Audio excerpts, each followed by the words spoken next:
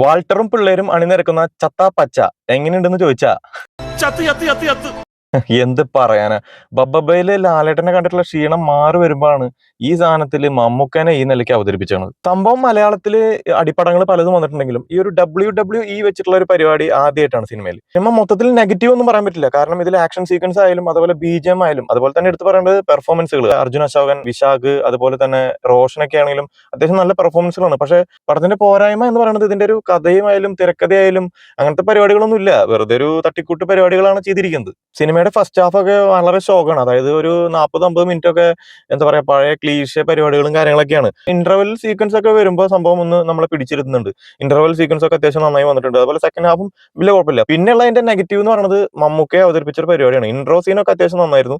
പക്ഷേ അദ്ദേഹത്തിന്റെ കോസ്റ്റ്യൂം ആയാലും ഡയലോഗ് ഒക്കെ ആയാലും വളരെ പരിതാപകരമായിട്ട് തോന്നി. കാരണം കോസ്റ്റ്യൂം ഒക്കെ നമ്മുടെ പണ്ടത്തെ ഭാർഗവ ചരിതത്തില് നമ്മുടെ ശ്രീനിവാസന്റെ ലുക്ക് ഇതേപോലെ ഇരിക്കും.